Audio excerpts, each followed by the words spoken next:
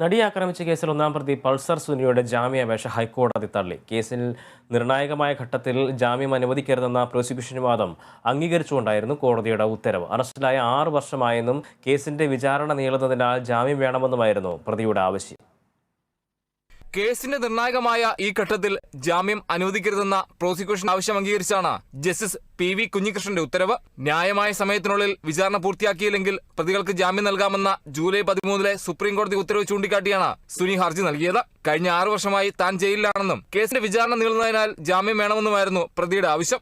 എന്നാൽ ഇത്തരം ഹർജികളിൽ കുറ്റകൃത്യത്തിന്റെ ഗൗരവം കൂടി പരിഗണിക്കേണ്ടതുണ്ടെന്നും ഇത്രയും വർഷമായി പ്രതി ജയിലിൽ കിടന്നു എന്നതുകൊണ്ട് മാത്രം മോചനത്തിന് കാരണമാവില്ലെന്നും കോടതി ചൂണ്ടിക്കാട്ടി. കേസിലെ ഒന്നാം പ്രതി പൾസർ സുനിക്ക് മേൽ ചുമത്തിയിട്ടുള്ളത് ക്രൂരമായ കുറ്റകൃത്യമാണെന്നും കോടതി പറഞ്ഞു. ഇര നേരിട്ടത് ക്രൂരമായ അനുഭവമാണെന്ന് അവരുടെ മൊഴിയിലുണ്ടെന്നും കോടതി ചൂണ്ടിക്കാട്ടി. കേസിൽ വിചാരണ പൂർത്തിയാക്കാൻ സുപ്രീം കോടതി സമയപരിധി നൽകിയെങ്കിലും കീഴ്ക്കോടതി ആവശ്യപ്പെട്ടതിനെ തുടർന്ന് 6 മാസം കൂടി നീട്ടി നൽകിയിട്ടുണ്ട്. Kerala vision news, Kochi.